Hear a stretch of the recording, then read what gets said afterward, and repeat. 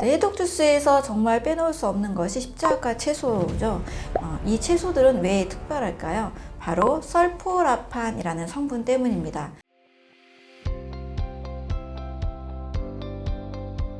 자기소개 부탁드립니다. 네, 안녕하세요. 저는 영양과 해독의 원리로 건강한 식사법을 안내하는 완전해독 연구소의 류은경입니다. 반갑습니다. 암이 좋아하는 환경과 싫어하는 환경은 어떻게 다른가요? 네, 암세포는 일단 산성 환경을 좋아합니다. 정확히 말하면 암세포는 산성 환경을 만들어내는 측면도 있습니다. 왜냐하면 암세포는 당을 발효시켜서 에너지를 얻는데 그 과정에서 젖산이라는 산성 물질을 대량으로 배출합니다. 그래서 암 덩어리 주변에는 이 젖산 때문에 pH가 낮고 산성화되어 있습니다. 이 산성 환경은 암세포가 자라나게 훨씬 더 유리한 환경이 되는 거죠. 주변 조직을 녹이고 혈관을 만들고 또 전이를 준비하는 데 도움이 되기 때문입니다. 반대로 암세포는 알칼리성 환경을 싫어합니다. 더 정확히는 이 알칼리성 환경에서는 암세포가 견디기 힘들어하는 구조가 됩니다. 우리 몸에서의 정상적인 이 pH는 약 7.2에서 7.4 정도로 약 알칼리성입니다. 이 상태를 유지하는 것이 건강의 가장 기본적인 상태라고 할 수 있죠. 그런데 우리 현대인들의 식습관은 우리 몸을 산성으로 만들기 쉽습니다. 육류 섭취나 설탕이나 가공식품, 빵이나 면 종류 음식이나 커피나 술 이런 모든 것들이 산성식품이 되는 거죠. 이런 것을 많이 먹으면 몸이 산성화되고 또 암세포가 자라기 좋은 환경이 됩니다. 알칼리성 몸을 만드는 가장 좋은 방법은 무엇인가요? 그러면 어떻게 해야 될까요? 우리 몸을 알칼리성으로 만들어야 됩니다. 가장 효과적인 방법은 알칼리성 식품을 많이 먹는 거죠. 채소와 과일이 대표적인 알칼리 식품입니다.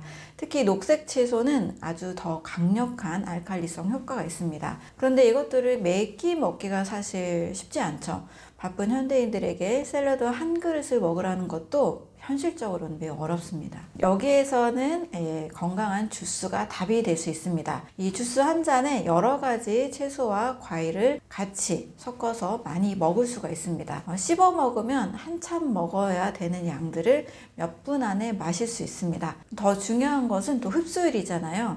주스를 갈면 세포벽이 파괴되어서 영양소가 더 쉽게 흡수가 됩니다. 그래서 소화 부담도 훨씬 적어지게 되죠. 특히 소화 기능이 약한 사람, 또 항암 치료 중인 환자들에게는 주스가 더 부담이 없는 영양 공급의 방법이 될 수 있습니다. 해독 주스 섭취가 정말 좋은 이유는 무엇인가요? 네, 해독 주스라고 하면 약간 막연하게 들릴 수 있는데요. 원리는 아주 간단합니다. 우리 몸에 쌓인 독소를 배출하고 간과 신장의 해독 기능을 도와주고 혈액을 깨끗하게 만드는 방법입니다. 이것을 가능하게 하는 것이 바로 채소와 과일에 들어있는 특별한 영양소들입니다. 그 첫 번째는 엽록소입니다. 녹색 채소에 이 초록색을 내는 엽록소는 놀라운 해독 효과를 가지고 있는데요. 이 엽록소는 중금속을 몸 밖으로 배출하는 킬레이션 작용을 합니다. 특히 수은이나 납 같은 중금속과 결합해서 대변으로 내보내줍니다. 또 이 엽록소는 발암물질을 무력화시키는 효과도 있습니다. 연구에 따르면 엽록소는 발암물질이 DNA와 결합하는 것을 막아주는 결과가 있습니다. 두 번째는 식이섬유입니다. 주스를 갈 때 걸러내지 않고 그 식이섬유까지 같이 마시면 훨씬 더 좋은 효과가 있습니다. 이 식이섬유는 한마디로 장 청소부가 되면서 장내 미생물의 먹이가 됩니다. 장벽에 붙어있는 노폐물들을 긁어내서 독소를 흡착해서 배출을 시켜줍니다. 또 장내 유익균의 먹이가 되기도 하는데요. 장 건강 상태를 훨씬 더 건강하게 개선시켜줍니다. 장이 깨끗해지면 아무래도 독소 생성이 훨씬 줄어들겠죠. 당연히 면역력이 올라가게 됩니다. 세 번째로는 아주 중요한 성분이죠. 바로 항산화 영양소입니다.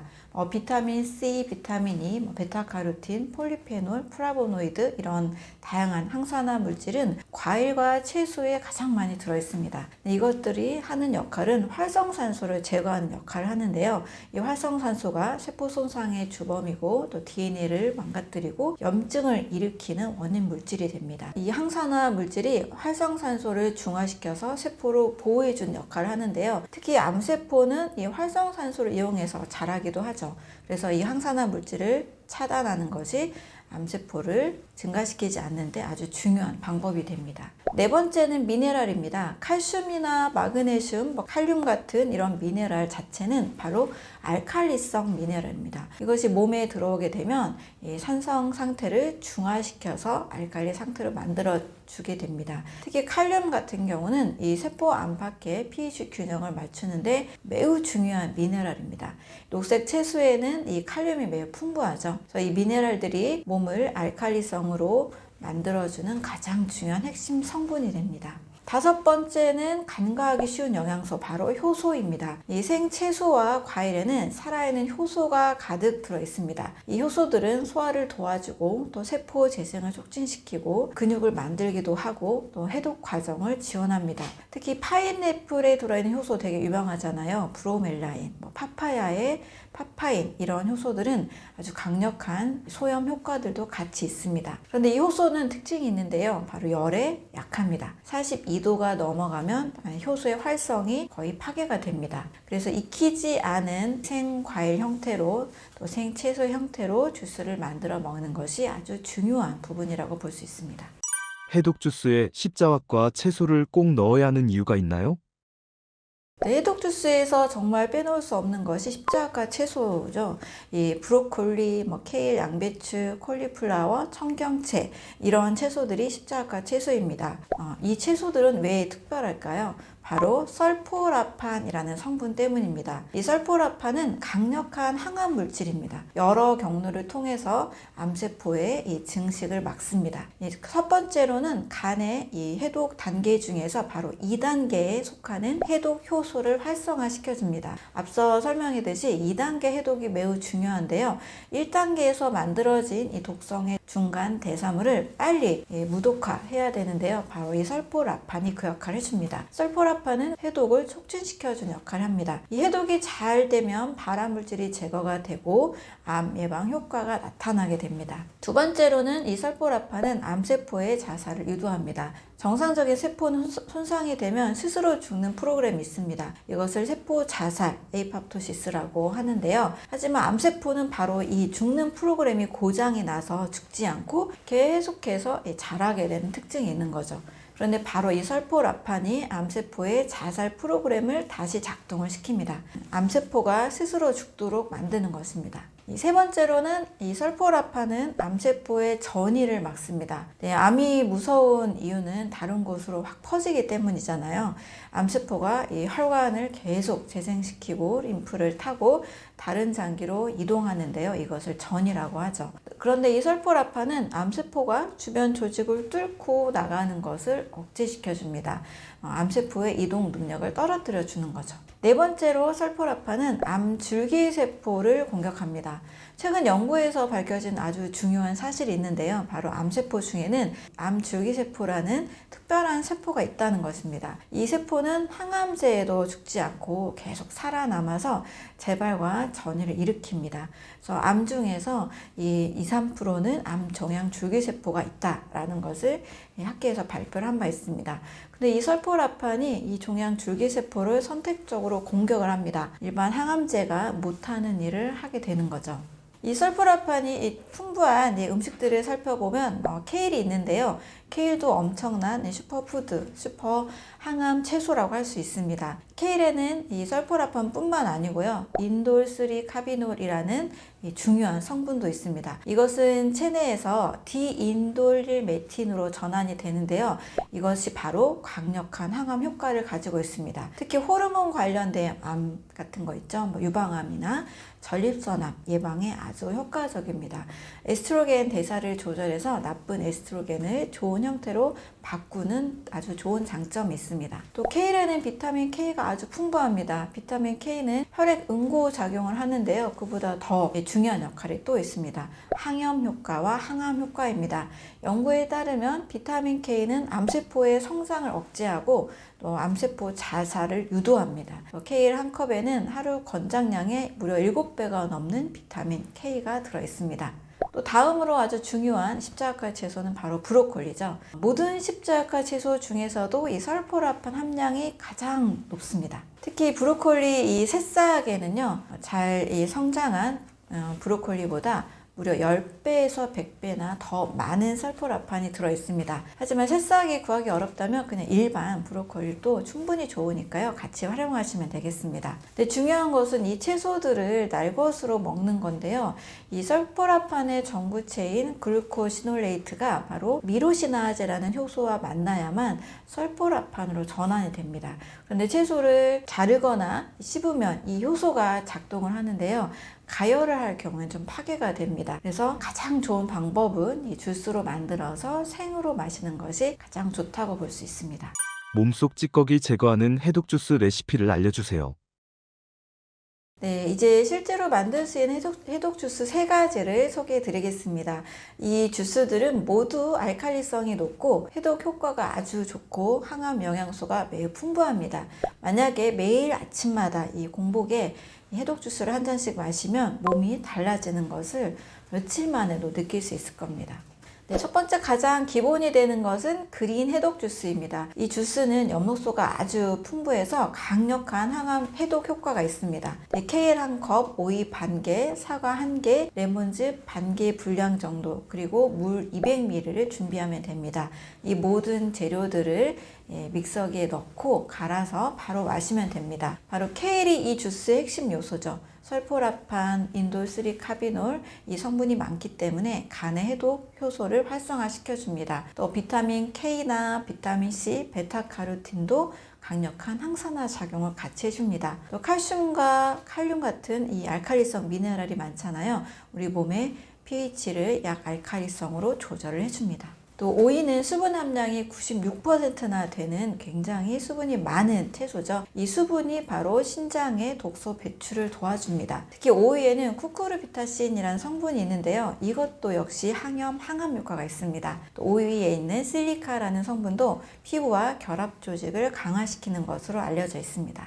사과의 경우에는 주스의 단맛을 내면서 또 영양도 같이 더해준 효과가 있습니다. 사과에 들어있는 퀘르세틴이라는 것은 아주 강력한 항산화 물질입니다. 염증을 줄여주고 혈관을 보호해주고 암세포의 성장을 억제해줍니다. 퀘르세틴을 많이 드실수록 면역력이 올라가니까요. 굉장히 큰 도움이 될 수 있습니다. 이게 사과의 펙틴 같은 경우에는요. 수용성 식이섬유로 알려져 있죠. 장에서 독소를 흡착해서 싹 배출해주는 역할을 합니다. 특히 중금속 배출에도 아주 효과적입니다. 레몬은 비타민C가 아주 많은 것을 사실 누구나 다 알고 있잖아요. 비타민C 반개에 하루 권장량의 절반 정도 되는 비타민C를 가지고 있습니다. 비타민C 좋은 건 많이 다 아실 텐데요. 강력한 항산화제, 항염, 항암 효과가 있고 또 간에 해독 효소 생성을 돕습니다. 또 레몬도 이 맛은 신데 우리 몸에 들어가면 알칼리성 효과를 냅니다. 신맛이 나니까 대부분 산성으로 느껴지잖아요. 하지만 체내에 들어왔을 때 신맛 과일, 레몬들은 모두 다 대사가 되면서 알칼리성으로 작용합니다. 또 레몬에 있는 리모넨이라는 성분이 있는데요. 이게 바로 간의 해독 효소를 증가시키고 암세포의 자살을 유도하게 됩니다. 또 이렇게 먹는 주스는 맛도 아주 좋아요. 사과의 단맛이 케일의 쓴맛을 중화시켜주죠. 또 레몬의 이 상큼한 이런 맛이 전체적인 맛의 균형을 맞춰줍니다. 그래서 먹기도 좋고 영양가도 풍부한 처음 마시는 분들도 거부감 없이 잘 마실 수가 있습니다. 두 번째는 항산화 면역 주스입니다. 오이 1개, 샐러리 2대, 레몬 반즙, 물 200ml를 준비하면 됩니다. 이 주스는 특히 항염 효과가 매우 뛰어나기 때문에 면역력을 올려주는 효과가 있습니다. 샐러리는 생각보다 굉장히 과소평가된 슈퍼푸드인데요. 이 샐러리에 아피게닌이라는 플라보노이드가 많이 들어있습니다. 굉장히 강력한 항염 물질이고요. 콕스2라는 염증 효소를 억제하는 것으로 알려져 있습니다. 사실 만성 염증이 암의 원인이잖아요. 그래서 염증을 예방하면 암을 예방할 수가 있고요. 이 아피게닌이 바로 염증 예방, 암 예방에 도움이 되는 성분입니다. 실제로 많은 연구에서 이 아피게닌은 유방암, 대장암, 전립선암 세포의 성장을 억제한 것으로 알려져 있습니다. 또 이 샐러리의 또 다른 또 건강에 좋은 측면은 바로 혈관을 낮추는 효과가 있다는 겁니다. 프탈라이드라는 성분이 있는데요. 혈관을 이완시키고 혈류를 개선시켜주는 역할을 합니다. 이렇게 혈액순환이 좋아지면 사실 너무 좋은 거잖아요. 세포에 산소와 영양소를 잘 공급시켜주고 또 면역세포도 영양소를 잘 받으니까 매우 강하게 활발하게 활동을 하게 됩니다. 또 샐러리의 나트륨은 일반 소금하고는 전혀 다릅니다. 유기나트륨이라서 우리 몸에서 이 전해질 균형을 맞춰주는데 아주 도움이 됩니다. 또 이뇨작용도 같이 있어서 부종도 빼주고 독소 배출을 촉진시켜줍니다. 네, 오이와 레몬은 앞에 설명한 내용 그대로 가지고 있는데요. 오이의 수분, 쿠쿠르비타신, 레몬의 비타민C, 또 리모넨이 샐러리와 함께 먹을 때 굉장히 좋은 시너지를 만들어냅니다. 또 이 주스는 굉장히 맛이 좀 가볍고 상큼한 맛이 있어서 아침에 마실 경우 이렇게 몸이 깨어나는 느낌을 들게 해줍니다. 특히 부종 심한 분, 염증이 있는 분, 혈압이 높은 분에게 아주 좋습니다. 또 소화가 잘 되는 부분도 있어서 이 위험을 오랫동안 앓고 계셨던 분도 이 주스를 마셨을 때 좋은 효과가 있으니까요. 위장이 약한 분들도 잘 드셔도 좋습니다. 세 번째는 항산화 파워 주스입니다. 브로콜리 작은 송이로 1컵, 아보카도 반개, 레몬즙 반개, 물 200ml로 만들 수 있습니다. 이 주스는 앞에 그 두 가지 주스보다 좀 더 진하고 포만감이 있습니다. 식사 대용으로도 같이 할 수가 있습니다. 특히 브로콜리는 십자가 채소 중에서 가장 영양가가 많죠. 설포라판이 가장 많고 비타민 C, 비타민 K, 엽산도 풍부합니다. 카로티노이드도 이 눈 건강을 지켜주고 인돌 같은 경우 에스트로겐 대사를 조절해 줍니다.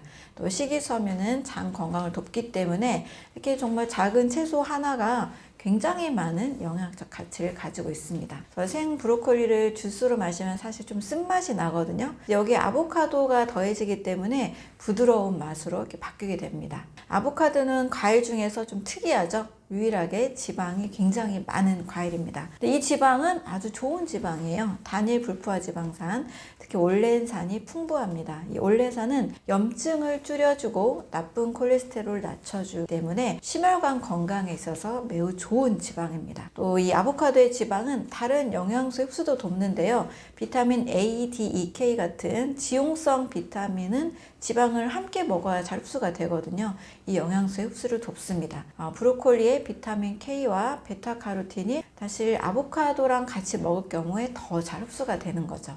이 아보카도는 글루타치온도 또 많이 들어있습니다. 글루타치온은 우리 몸에서 가장 중요한 강력한 항산화제입니다. 간의 2단계 해독에 매우 필수적인 영양소죠. 또 면역세포를 보호해주고 활성화시켜줍니다. 그래서 아보카도를 드시게 되면 혈중 글루타치온 수치가 올라가게 됩니다. 또 아보카도는 눈 건강에도 좋습니다. 루테인과 제아산틴이 들어있어서 눈에 필요한 영양소를 공급해 줍니다.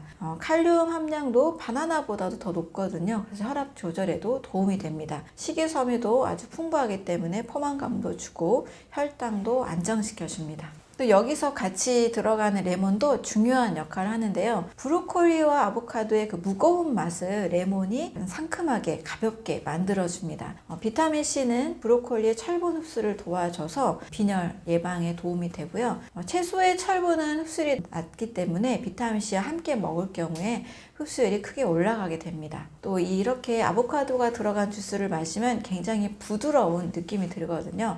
스무디처럼 이렇게 농도가 좀 진하게 올라가게 됩니다. 그래서 포만감도 있기 때문에 아침 식사로 드시면 한 끼 식사 대용으로도 좋고요. 또 동시에 많은 영양을 섭취할 수가 있습니다. 해독 주스를 섭취할 때 주의사항이 있나요? 네, 주스를 만약에 만들면 사실 가능한 한 빨리 마셔야 됩니다. 왜냐하면 시간이 지나갈수록 비타민C 같은 영양소가 바로 산화가 되고 파괴가 되기 때문입니다. 특히 이 비타민C는 공기와 빛에 노출이 되면 영양소가 많이 손실이 된다고 보면 됩니다. 그래서 만든 지 15분 이내에 마시는 것이 가장 좋습니다. 특히 가장 좋은 효과를 보려면 마시는 시기도 중요합니다. 아침은 공복에 마시는 것을 권장합니다. 밤새 동안 이 공복 상태였던 몸이 영양소를 흡수할 준비가 이제 되어 있습니다. 위가 비어 있기 때문에 주스의 영양소가 빠르게 흡수가 되는 거죠. 아침은 또 우리 몸에서 배출의 시간이잖아요. 새벽 4시부터 정오까지는 몸이 노폐물을 배출하는데 아주 효율적인 시간입니다. 그래서 이 해독 주스를 아침에 마시면 해독작용, 배출작용이 훨씬 더 촉진된다고 볼 수 있습니다. 주스를 마신 후에 30분 정도는 음식을 먹지 않는 것을 권해드립니다. 주스의 영양소가 충분하게 흡수될 시간을 주는 거죠.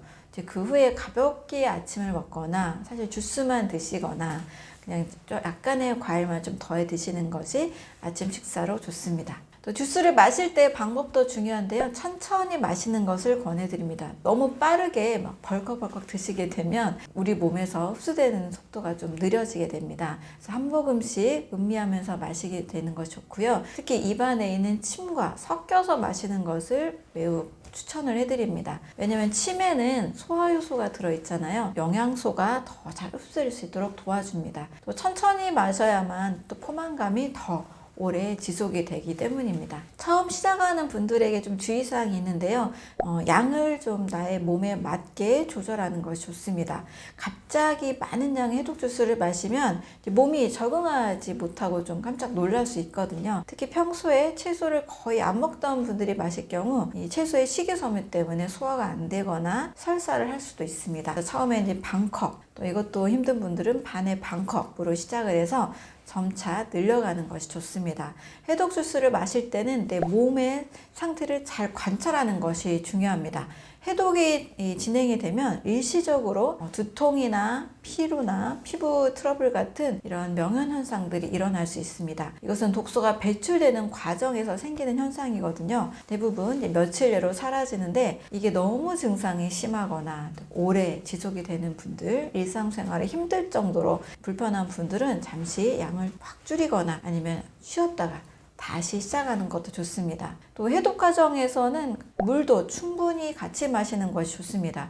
해독이니까 우리 집에서 이렇게 청소를 해야 되는 그런 상황으로 생각하시면 돼요. 많은 양의 물이 필요한 상황인 거죠. 독소가 희석이 돼야 되고 신장을 통해서 배출을 해내야 됩니다. 그래서 주스 외에도 하루 1.5리터에서 2리터 정도 물을 마시는 습관이 매우 좋습니다. 해독 주스 마시면서 항암 효과를 극대화시키는 방법이 있나요? 네, 해독 주스는 아주 강력한 항암 도구가 될 수 있습니다. 그런데 이것만으로는 좀 충분하다고 보기는 어렵고요. 주스는 좋은 것을 더하는 거잖아요. 동시에 사실 나쁜 것도 빼야 됩니다. 아무리 해독 주스를 많이 마셔도 술도 마시고 담배도 피우고 가공식품도 많이 먹으면 사실 효과가 매우 떨어지겠죠. 독소가 들어오는 속도가 배출되는 속도보다 더 빠르기 때문입니다. 그래서 가능하면 해독 주스만 하시기보다 함께 전체적인 나의 생활 습관, 식습관도 개선하는 것이 좋습니다. 단 가공식품을 줄이는 연습 하시는 게 좋고요. 술, 담배도 줄이는 것이 좋습니다. 그리고 통곡물을 드시고 좋은 단백질을 섭취하고 또 발효식품 같은 경우는 장 건강에 매우 좋거든요. 이런 것도 같이 챙기면 좋습니다. 이러한 이 식습관 외에도 생활 습관 중에서는 충분히 자는 것, 충분한 수면, 규칙적인 운동, 또 스트레스 관리하는 것도 매우 필수라고 볼 수 있습니다. 함께하면 진짜 몸의 변화가 크게 일어날 수 있습니다. 근데 이런 것을 한 번에 바꾸기 좀 어렵잖아요. 시작은 일단 해독 주스 한 잔부터 하시면 아주 좋습니다. 매일 아침 이 주스 한 잔을 마시게 되면 몸이 좀씩 좋아지는데 이걸 느끼면서 식습관을 바꾸는 계기가 될 수 있습니다. 어떤 분은 며칠만 해도 몸이 아주 가벼워지고 피부가 아주 맑아지고 에너지가 생기고 피로가 줄어드는 이런 변화를 느끼시거든요. 이런 걸 느끼다 보면 좋은데 하면서 하나하나 더 바꿀 수가 있습니다. 그래서 건강한 습관은 이렇게 아주 작은 것부터 시작을 하면 잘 만들어 갈 수가 있습니다. 이제 우리 몸의 암세포가 가장 싫어하는 것은 바로 알칼리성 환경이고요. 깨끗한 혈액 그리고 강력한 면역력입니다. 해독 주스는 바로 이 세 가지를 모두 만들어 준다고 보시면 됩니다. 매일 한 잔의 주스를 통해서 내 몸을 암세포가 없는 환경으로 잘 만들어 주시면 좋겠습니다. 주스 한 잔을 마시는 습관은 내 몸의 전체 좋은 습관을 만들어가는 아주 중요한 시작이 될 수 있습니다. 암 환자에게 단백질 섭취를 권하는 이유가 있나요? 암 환자분들에게 단백질 많이 드세요 라는 말은 아마 암 환자들이 가장 많이 듣는 조언일 겁니다. 병원도 그렇고요. 가족, 지인들 모두 다 같은 이야기를 합니다. 그래서 고기도 잘 드시고 삼계탕도 드시고 심지어 단백질 보충제도 이렇게 먹으라고 많이 권하는데요. 그 이유는 이제 체력을 유지하도록 하는 거죠. 근육이 또 빠지지 않도록 돕고 면역력을 이렇게 올리기 위해서 단백질이 필수라는 이 논리로 이야기를 합니다. 이 말 자체가 틀린 거는 아니에요. 왜냐하면 단백질은 우리 몸에 아주 중요한 이 기본 구성 성분이기 때문입니다. 당연히 근육도 만들고 피부, 머리카락, 손톱 다 만들어내고 효소, 호르몬, 항체 세포들 다 모두 단백질로 만들어지는 거죠. 또 항암 치료를 받으면 세포가 많이 손상이 되잖아요. 세포를 복구하고 떨어진 면역력을 회복하려면 단백질이 필요하긴 합니다. 특히 이제 백혈구 수치 떨어진 분들 계시잖아요. 백혈구를 다시 만들 재료도 바로 단백질인 거죠. 근데 여기에 바로 우리가 헷갈리시는 부분이 있습니다. 이제 무조건 많이 먹는다고, 또 비싼 걸 먹는다고 좋은 건 아닌 거죠. 어떤 단백질을 얼마나 또 어떻게 먹느냐가 더 중요합니다. 오히려 잘못된 단백질을 먹게 되면 몸에 부담을 주고 간과 신장을 굉장히 지치게 합니다. 왜냐하면 이 독소가 많이 생기기 때문입니다. 특히 항암 치료인 분들에게는 이 독소가 생긴다는 환경은 매우 치명적이 될 수 있습니다. 그래서 매우 중요한 사실이 하나 있는데요. 아무리 단백질을 많이 먹어도 그것이 제대로 흡수가 안 되고 우리 몸에서 활용이 안 되면 아무 의미가 없다는 겁니다. 그래서 단백질이 우리 몸의 면역 세포 같은 세포, 또 조직, 근육 이런 거를 만들려면 여러 단계를 거쳐야 되거든요. 그래서 이 과정이 제대로 작동되지 않으면 단백질은 그냥 몸 통과하거나 또 더 안 좋은 환경에서는 독소로 바뀌기까지 합니다. 암 환자 근육에 대한 오해, 어떤 것이 있나요? 우리는 단백질을 많이 먹으면 자동으로 근육이 만들어진다고 생각을 해요. 마치 건물을 짓듯이 단백질을 벽돌이라고 생각하면 벽돌을 그냥 많이 쌓기만 하면 건물, 근육이 완성될 거라고 믿는 경향이 있습니다. 하지만 우리 몸은 그렇게 단순하지 않거든요. 단백질을 많이 먹는 것과 근육이 만들어지는 것 사이에는 사실 많은 차이가 있습니다. 매우 복잡한 과정이에요. 근육이 만들어진다는 것은 일단 단백질을 먹으면 이와 소장에서 분해가 됩니다. 단백질은 수백, 수천 개의 아미노산이 아주 길게 연결된 사슬이라고 보시면 됩니다. 이 사슬을 끊어서 개별 아미노산으로 만들어야 흡수를 할 수가 있는 거죠. 이 과정에서는 위산, 또 여러 소화 효소가 필요합니다. 소화가 제대로 안 되면 사실 단백질은 전혀 흡수가 되지 않고 오히려 그 찌꺼기들이 장에서 부패가 됩니다. 앞서 말씀드렸듯이 독소가 만들어지는 거죠. 그리고 흡수된 아미노산은 혈액을 타고 간으로 가게 됩니다. 바로 간에서 이 아미노산을 잘 분류합니다. 어떤 것은 에너지를 쓰고 어떤 것은 새로운 단백질을 만들어내고 어떤 것도 저장을 하고 필요 없는 것은 요소로 전환을 해서 신장으로 내보내기도 합니다. 이 모든 과정을 바로 간이 담당하게 되는 거죠. 그래서 근육을 만들려면 간에서 아미노산을 바로 근육으로 보내야 됩니다. 그래서 근육 세포는 이 아미노산을 받아서 새로운 근육 단백질을 합성해야 되죠. 바로 이 과정을 단백질 합성 또는 근육 합성이라고 합니다. 이 과정이 일어나려면 매우 여러 단계의 조건이 필요한 거죠. 바로 첫 번째로는 성장 호르몬과 인슐린 같은 동화 호르몬이 필요합니다. 이 호르몬들이 근육 세포에게 지금은 근육을 만들 시간이다 라는 신호를 보내줘요. 그런데 스트레스가 아주 많을 경우 콜티졸이라는 호르몬이 증가하게 되는데요. 바로 이 호르몬은 반대작용을 합니다. 근육을 분해해버려요. 그래서 아무리 단백질을 많이 먹어도 스트레스가 심하면 근육이 사실 만들어지지 않습니다. 두 번째는 충분한 에너지가 필요합니다. 근육을 만드는 것은 에너지를 많이 사용하는 일이에요. 근데 우리 몸 굉장히 똑똑하거든요.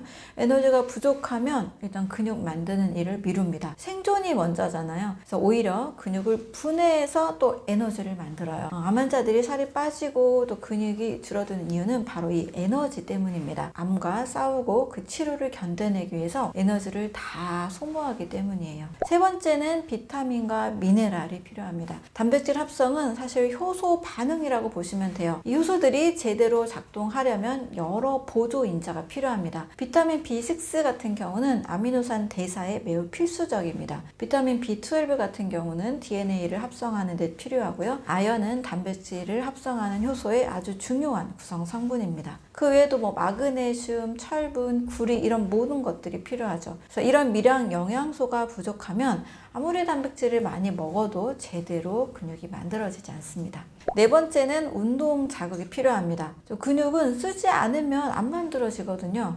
운동을 해야만 근육 섬유에 미세한 손상이 생기면서 그 손상을 복구하려고 세포가 재생이 되고 이 조직이 만들어지게 됩니다. 그러면서 근육이 커가는 거죠. 이게 바로 근육이 자라는 원리가 됩니다. 침대에 누워만 있으면서 단백질만 계속 드신다고 그 근육이 절대 생기지가 않죠. 그래서 결국 근육을 만드는 것은 단백질 그 자체가 아니고요. 우리 몸에 세포 재생 능력을 필요로 합니다. 손상된 세포를 복구해주고 새로운 세포를 만들고 낡은 세포를 교체하는 이런 것들이 있어야 단백질이 의미를 갖게 됩니다. 만약에 세포 재생 능력이 떨어진 상태에서 단백질만 많이 먹는다. 몸에 오히려 독이 쌓이게 됩니다. 근데 대부분의 이제 암 환자분들, 고령자분들은 이 세포 재생 능력이 떨어져 있습니다. 항암 치료를 받게 되면 이제 암세포뿐만 아니라 정상세포도 같이 손상이 될 수밖에 없거든요. 특히 이제 세포독성 항암제를 쓸 경우에는 빠르게 분열하는 세포가 타겟팅이 됩니다. 그래서 장점막 세포나 골수세포, 모낭세포가 크게 타격을 받게 되는 거죠.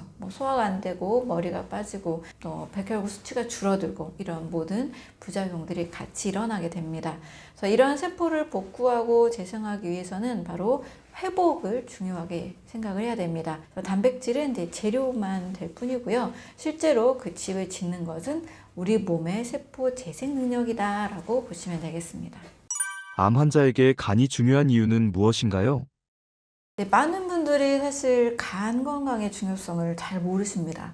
간이 단백질 대사의 아주 중심이고 간이 없으면 이 단백질을 제대로 이용을 할 수가 없습니다. 아미노산을 분류하고 필요한 단백질을 합성하고 또 불필요한 아미노산을 모두 처리하는 것 다 모두 간이 합니다. 우리가 먹은 이 단백질은요, 소장에서 일단 아미노산으로 분해되고 흡수가 됩니다. 또 이 아미노산들이 문맥이라는 혈관을 통해서 간으로 가게 되는 거죠. 간은 이것을 받아서 우리 몸에 필요한 것으로 만들어냅니다. 알부민이라는 혈장 단백질도 만들고 응고인자도 만들고 면역 글로불린도 만들고 또 각종 효소를 만들어냅니다. 특히 알부민 되게 중요하거든요. 혈액 검사에서 알부민 수치를 또 잘 체크하는 것이 필요합니다. 알부민은 혈액 속을 떠다니면서 여러 가지를 해주고 있습니다. 삼투압도 유지시켜요. 혈관 속 수분이 조직으로 새는 것을 막아줍니다. 또 호르몬과 약물도 운반하고요. 독소를 결합해서 독성을 제거해 줍니다. 그래서 알부민 수치가 낮으면 부종도 생기고 영양 상태도 나빠지고 면역력도 떨어질 수밖에 없습니다. 그래서 암 환자의 예후를 판단할 때 이 혈액 검사에서 알부민 수치를 매우 중요하게 보는 이유가 됩니다. 간은 또 불필요한 아미노산도 처리해 줍니다. 우리가 먹은 단백질이 모두 완벽하게 균형 잡힌 건 사실 아니죠. 어떤 아미노산은 좀 많을 수 있고 어떤 것은 더 부족하기도 합니다. 남은 아미노산은 간에서 이 탈아미노라는 과정을 거치는데요. 바로 아미노기 NH2라는 것을 떼어내는 과정입니다. 이 과정에서 사실 암모니아가 만들어져요. 이 암모니아는 독성이 좀 강하죠.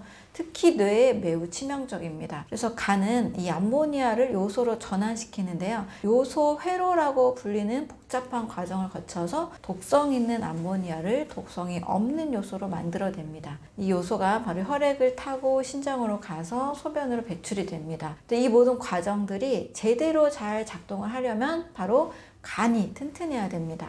간 기능이 떨어지면 암모니아가 처리되지 못하는 거죠. 혈액 속에 암모니아가 쌓이게 되면 의식이 혼미해지고 손떨림도 생기고 심할 경우에는 혼수 상태가 됩니다. 이것을 이제 간성 뇌증이라고 합니다. 가끔 이제 이런 증상들을 수반하는 암 환자분도 계십니다. 왜냐하면 암 환자분들은 간 기능이 매우 저하된 경우가 많기 때문이에요. 특히 항암제가 간을 손상시키잖아요. 그래서 암 자체가 왜 간에 부담을 주고 암 자체가 영양 불균형 주고 이게 아니고요. 이 항암 과정에서 또 이제 체력이 떨어진 과정에서 바로 간이 계속 더 약해지게 되는 거죠. 영양 불균형도 또 간을 약하게 만듭니다. 이런 간의 건강 상태에서 단백질 먹어야 돼 하면서 단백질만 과다하게 섭취하면 이제 간이 버티지를 못하는 거죠. 또 암모니아가 처리가 안 되고 또 독소가 계속 쌓이는 환경이 되면 오히려 간 건강이 나빠지게 됩니다. 또 간이 하는 또 매우 중요한 역할 중에 하나가 근육 합성을 조절하는 호르몬과 성장 인자를 만드는 겁니다.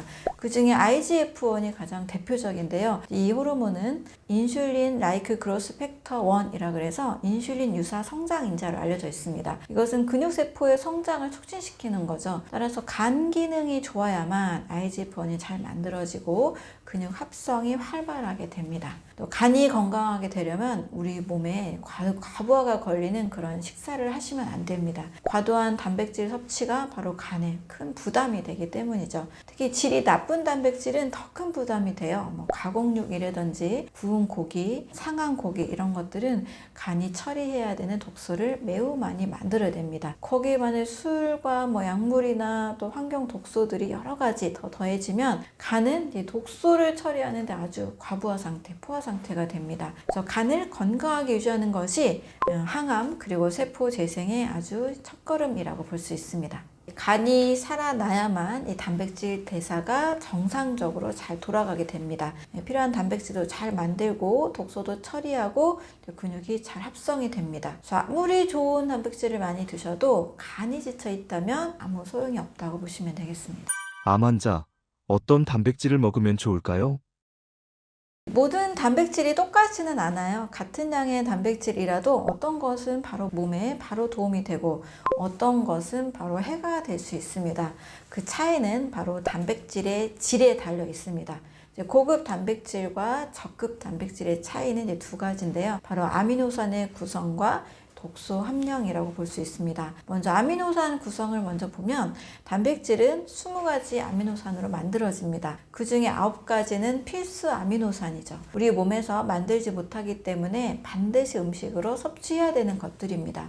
완전 단백질이라는 것은 바로 이 필수 아미노산을 적절한 비율로 모두 가지고 있는 단백질을 말합니다. 그래서 동물성 단백질이 완전 단백질이다 라고 하는 이유가 바로 이 필수 아미노산을 모두 가지고 있기 때문이에요. 고기, 생선, 계란, 우유 같은 경우는 필수 아미노산이 모두 들어있다 라고 볼 수 있습니다. 반면에 이제 식물성 단백질이 좀 불완전 단백질로만 이야기를 하죠. 어떤 아미노산은 많고 어떤 건 부족해요. 예를 들면 곡물 같은 경우에는 라이신이 부족하고 콩류의 경우에는 이제 메티오닌이 부족합니다. 하지만 이게 식물성 단백질이 나쁘다라는 뜻은 아니에요. 왜냐하면 오히려 중요한 것이 두 번째 요소, 바로 독소 함량 때문이에요. 우리가 단백질을 먹으면 순수하게 단백질만 먹는 게 아니에요. 함께 딸려오는 것들이 많습니다. 포화지방도 있고요. 또 콜레스테롤도 있고 호르몬, 항생제, 잔류물, 중금속, 발암물질 이런 것들이 같이 있기 때문에 아주 중요한 요소가 됩니다. 특히 육류 섭취의 경우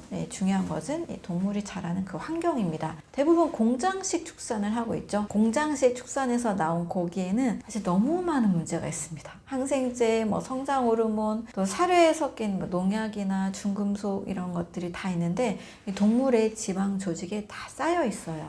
또 동물도 이 먹이사슬 상에 있을수록 이 독소 농도가 계속 올라가게 됩니다. 소나 돼지는 평생 먹은 사료에 이 독소를 다 지방에 쌓아가지고 있고요. 우리는 이 고기에 이 독소를 함께 또 먹게 됩니다. 또 하나의 더 심각한 문제는 바로 조리 과정에서 생기는 독소예요.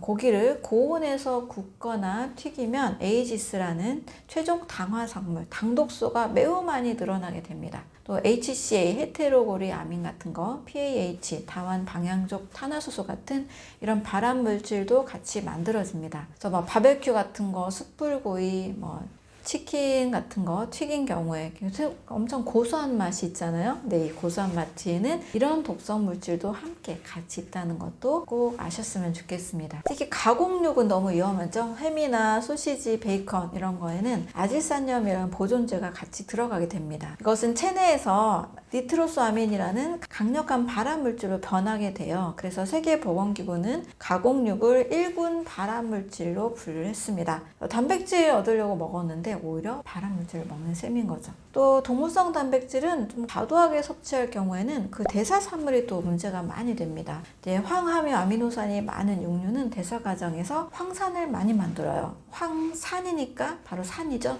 몸을 산성화시킵니다. 또 퓨린이 많이 들어있는 고기는 또 요산이 많아져요. 요산은 통풍의 원인이죠. 장에서 제대로 소화되지 않은 동물성 단백질들은 부패하면서 암모니아, 황화수소, 인돌, 스카톨 같은 독성 물질을 많이 만들어내요. 잡아냅니다. 그래서 고급 단백질이라는 것은 이런 독소와 찌꺼기가 적은 단백질을 말합니다. 필수 아미노산을 충분히 가지고 있으면서도 이렇게 함께 딸려오는 해로운 물질이 최소화된 단백질인 거죠.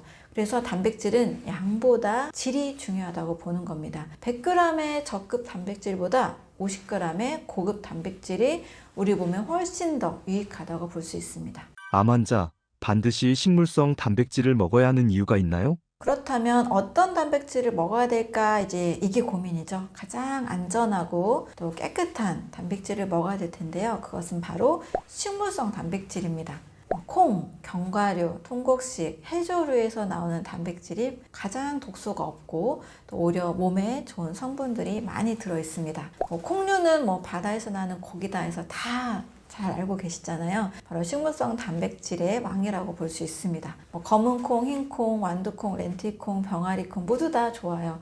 모두 훌륭한 단백질 공급원이 됩니다. 특히 콩을 먹었을 때 소화가 안 되는 경우 가끔 계시는데요. 그런 분들은 두부 형태, 템페나 나또 같은 발효 형태로 먹으면 또 아주 좋습니다.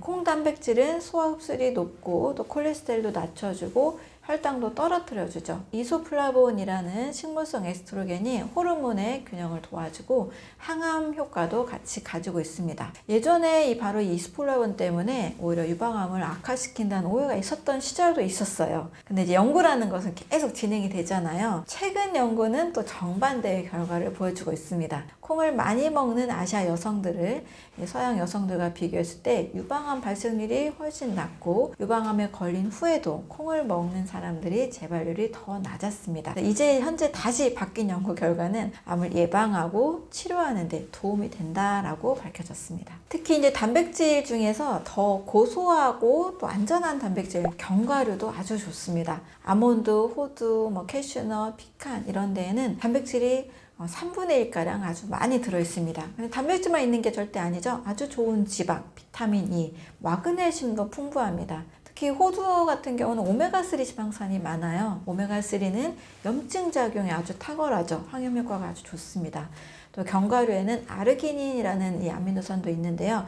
면역세포가 활성화가 되고 또 상처, 재생을 돕습니다. 그래서 하루에 25g 정도 한 줌의 견과류에는 심장 건강도 지켜주고 염증도 줄여주고 또 암도 예방을 시켜주는 아주 좋은 효과가 있습니다. 또 통곡식도 있는데요. 아주 많은 양은 아니지만 또 통곡식도 의외로 단백질이 있습니다. 현미, 퀴노아, 보리, 귀리 생각보다 단백질이 어느 정도는 있어요. 특히 퀴노아에는 식물성 단백질 중에서 아주 드물지만 굉장히 좋은 완전 단백질입니다. 9가지 필수 아미노산이 모두 다 들어있어요. 통곡식에 들어있는 것들은 단백질뿐만이 아니고 식이섬유도 많고 비타민 B군, 또 미네랄도 함께 같이 제공을 합니다. 또 통곡식으로 먹으면 정제탄수화물을 먹을 때와는 확연하게 다른 혈당 문제가 해결이 되죠. 혈당을 천천히 올려서 인슐린 분비를 안정시켜주고 또 장 건강에도 아주 좋은 장점이 있습니다.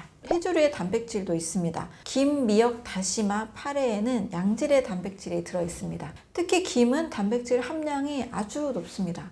전체 음식의 30%가 넘는 단백질 함량이 있어서 바다의 고기라고 이런 별명도 있습니다. 또 해조류 단백질의 경우에는 소화 흡수가 아주 잘 되죠. 필수 아미노산의 비율도 상당히 좋습니다. 거기에다가 요오드, 칼슘, 철분 같은 미네랄도 굉장히 풍부하죠. 또 후코이단이라는 항암 성분도 들어있습니다. 후코이단만 따로 정제해서 드시는 분도 계시는데 이 성분은 암세포의 자살을 유도하고 NK세포를 활성화시킨다는 연구 결과가 아주 많이 있습니다. 또 식물성 단백질은 가장 큰 장점이 있죠. 동물성 단백질과 다르게 바로 독소가 없다라는 장점이 있습니다. 항생제, 호르몬, 또 중금속도 없습니다. 물론 바다 오염 때문에 오염된 환경에서 자란 해조류의 경우는 좀 조심할 필요가 있습니다. 대부분의 식물성 단백질은 이런 것들이 상당히 많이 없고요. 또 발암 물질을 많이 만들어내지도 않습니다. 오히려 항산화 물질, 파이토케미컬 같은 이런 영양소와 또 식이섬유가 함께 들어있기 때문에 해독을 도와주고 염증도 줄여주고 면역력도 올려줍니다. 물론 식물성 단백질만으로는 양이 좀 부족할 수도 있어요. 그럴 경우에 이제 근육량이 너무 줄어들고 있는 암 환자, 단백질이 너무 필요한 이런 분들에게는 이제 안전한 동물성 단백질을 보충해야 될 때도 있습니다. 이럴 때는 꼭 아무거나 드시기보다는 안전한 걸 선택을 해야 되는데요. 여기서 드셔야 되는 안전한 단백질로는 흰살 생선을 추천을 드립니다. 흰살, 해산물 이런 것들이 답이 될 수가 있습니다. 사과는 암에 어떤 영향을 미치나요? 네, 암 환자에게 사과라는 것은 그냥 건강한 과일이 아니고요. 환경이 치료가 잘 될 수 있도록 몸을 재구성해주는 과일이다라고 볼 수가 있습니다. 사과의 주요 성분들이 암 환자에게 굉장히 중요한 몸의 환경을 잘 만들어줍니다. 그 첫 번째는 수용성 식이섬유인 펙틴입니다. 이 펙틴의 경우에는 물에 녹는 식이섬유거든요. 장 점막을 아주 잘 건강하게 지켜주고요. 장내 미생물도 잘 건강하게 만들어주는 환경을 제공합니다. 또 수용성 식이섬유가 물에 녹아서 혈당도 내려주는 역할을 합니다. 두 번째로는 폴리페놀 중에 퀘르세틴이라는 성분이에요.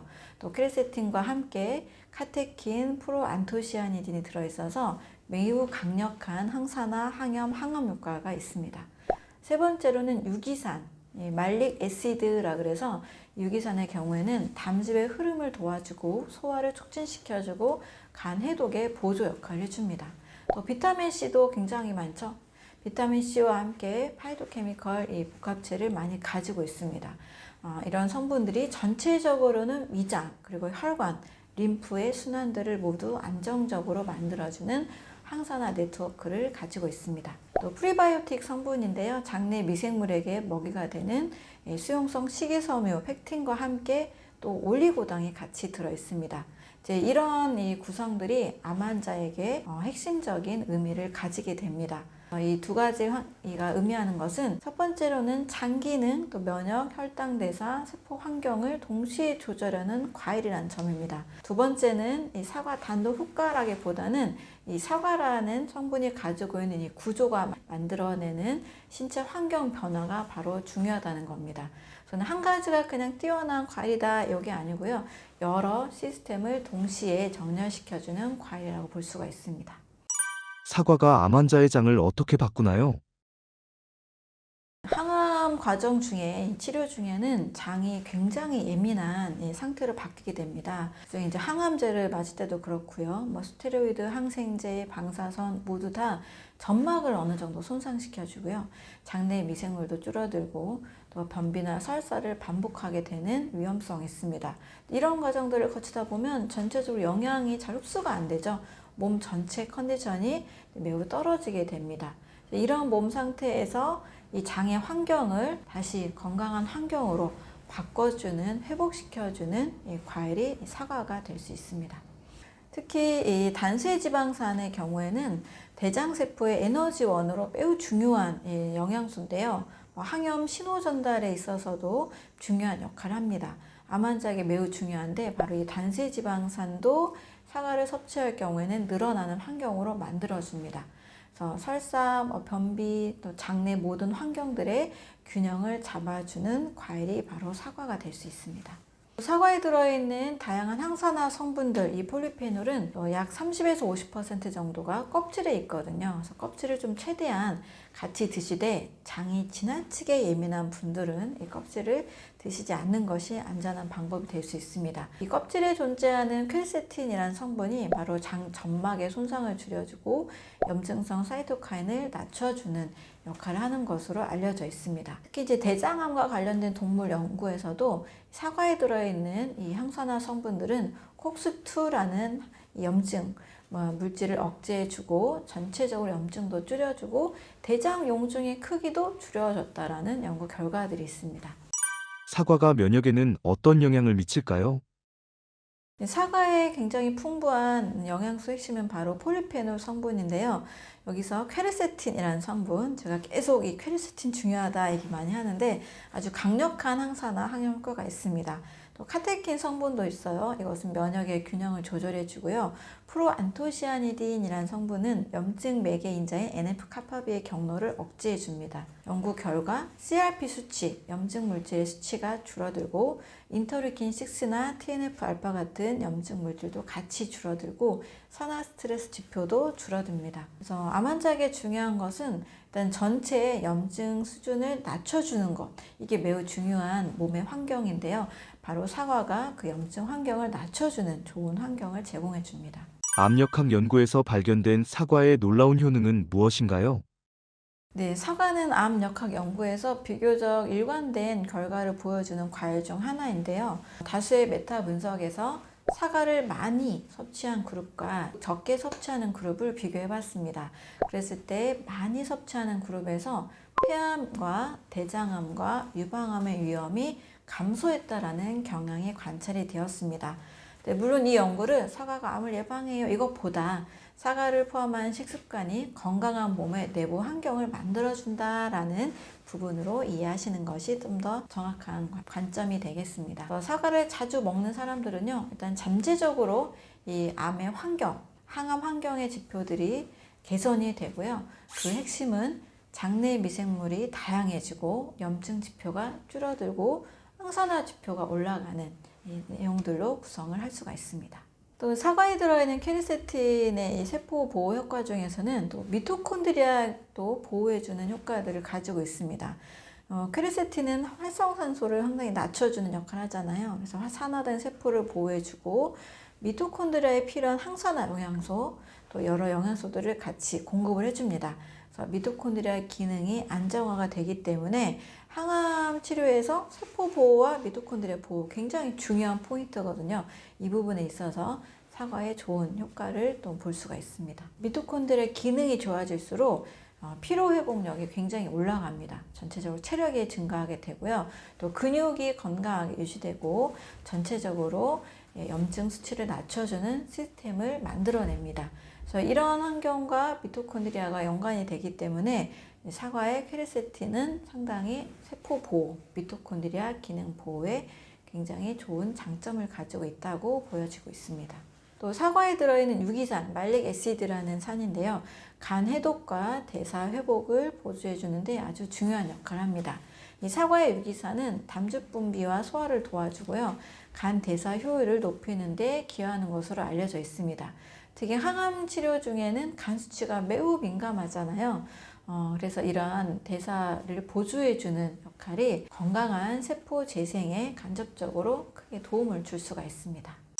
사과 어떻게 먹어야 효과가 가장 좋을까요?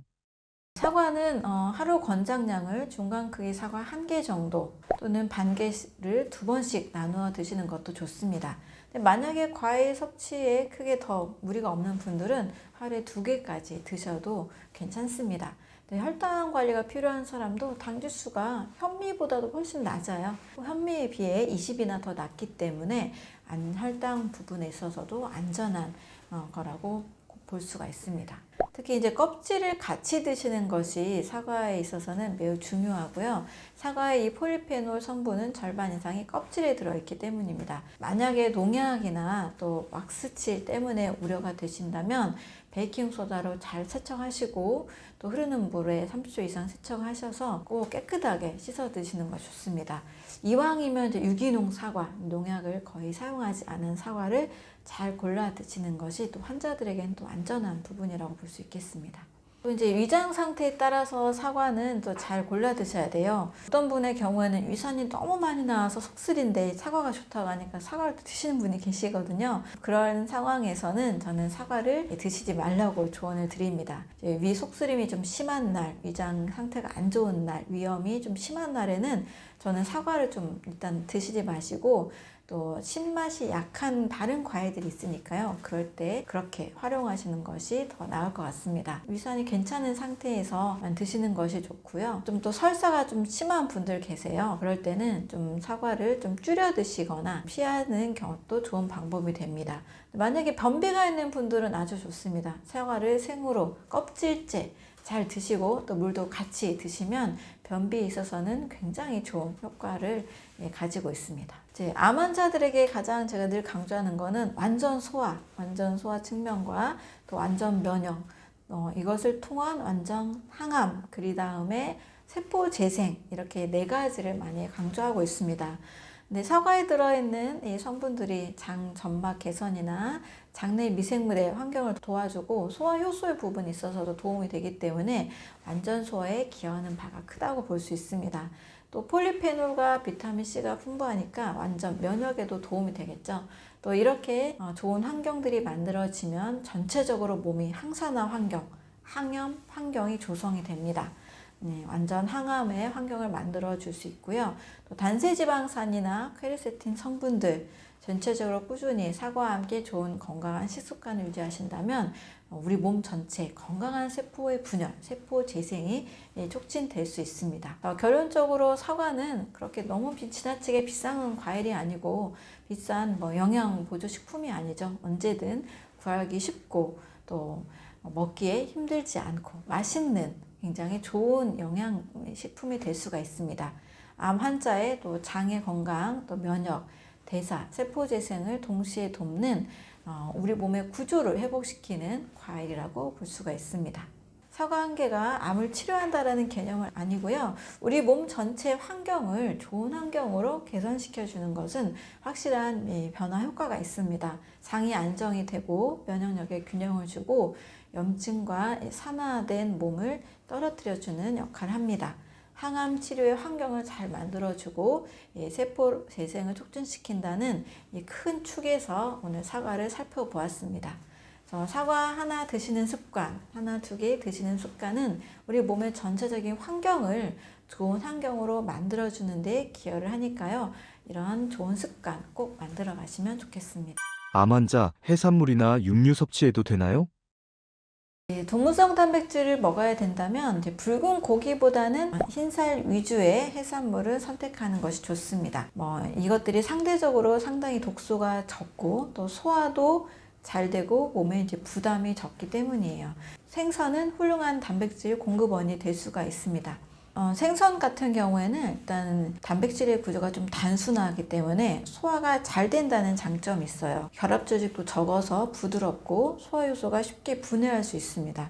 그래서 위장이 약한 환자나 소화 기능이 많이 떨어진 고령자분들, 이런 분들에게는 생선을 먹는 것이 좋습니다. 셀레늄이나 아연이나 요오드 같은 미네랄도 굉장히 풍부하고요. 생선의 경우에는 좀 큰 생선을 주의해야 돼요.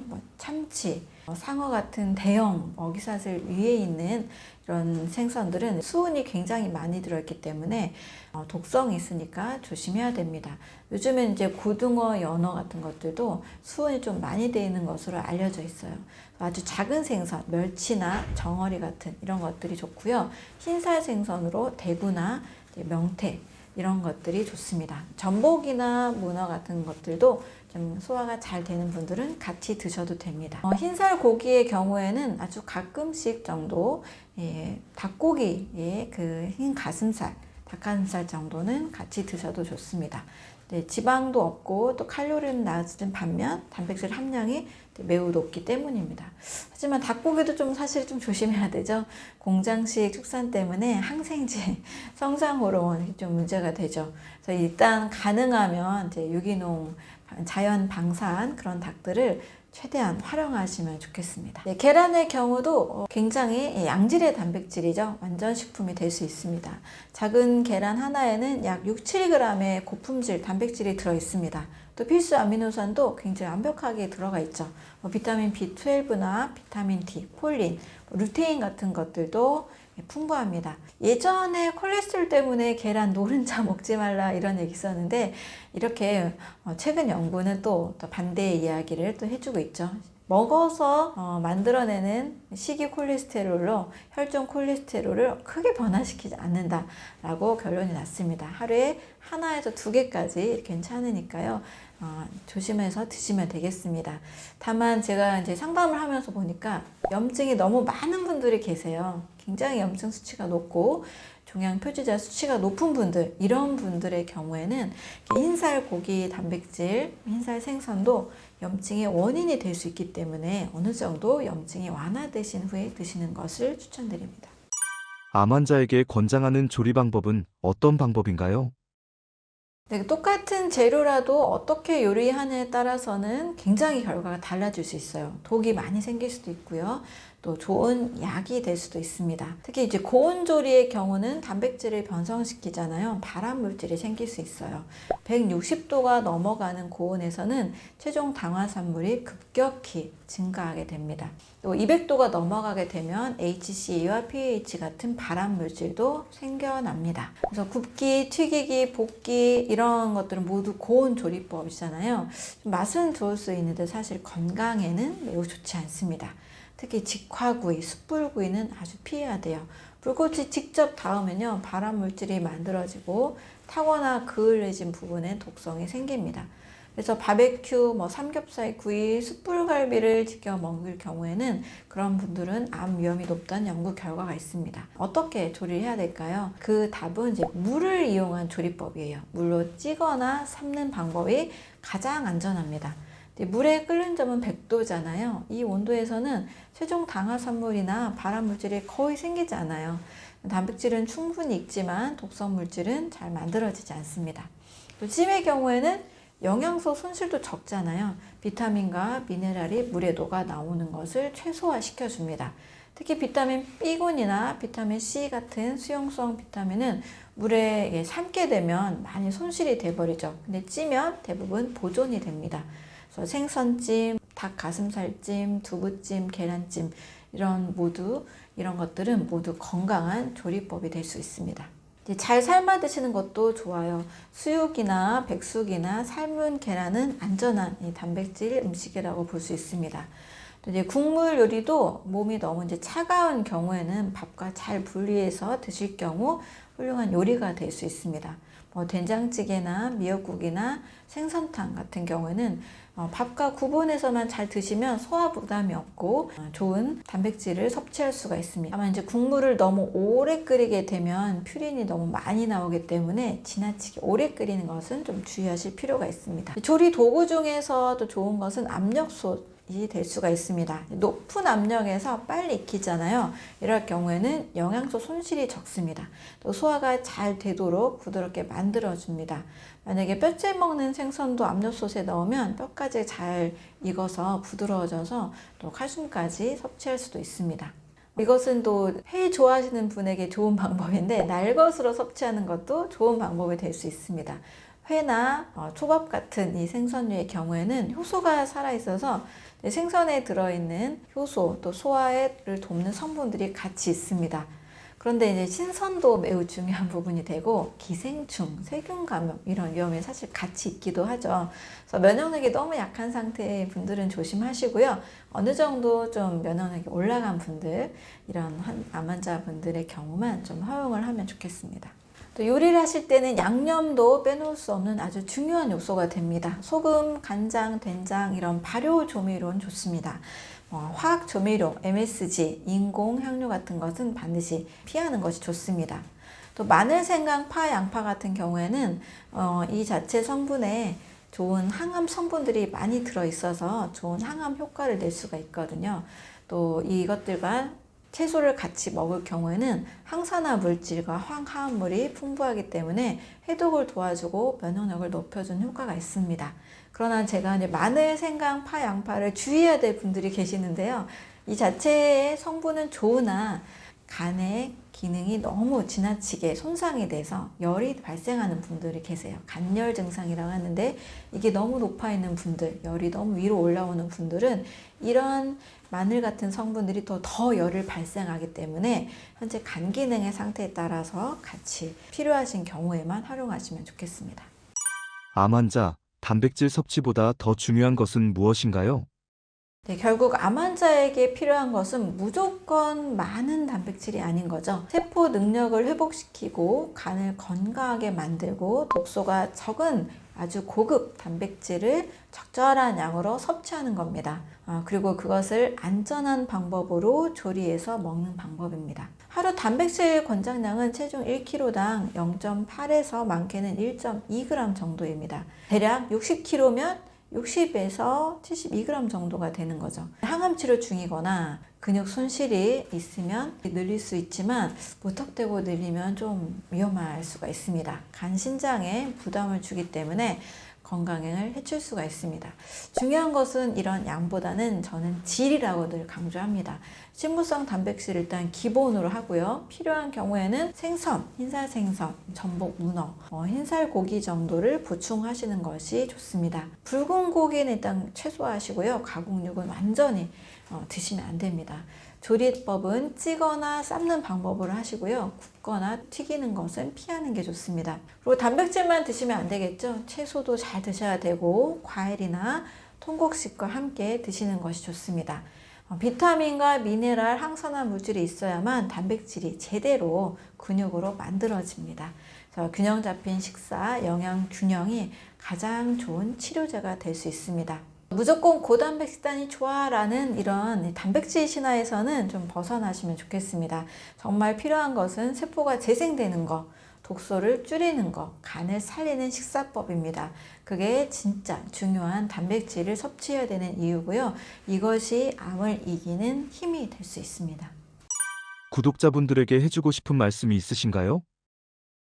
많은 이제 건강에 대한 정보, 또 많은 상식들이 때로는 위험한 정보로 다가올 수 있습니다. 그래서 오늘 단백질에 대한 이해, 단백질 그 자체보다 내 몸에서 세포 재생 능력으로 바뀌는 것, 이것을 잘 이해하시기를 바라겠고요. 항상 내 몸에 완전한 소화를 통한 영양의 균형 섭취, 이것을 우리 몸에 잘 챙기셔서 암세포가 사라지는 환경 꼭 만들어 가시면 좋겠습니다. 모두 건강하시기를 바라겠습니다. 감사합니다.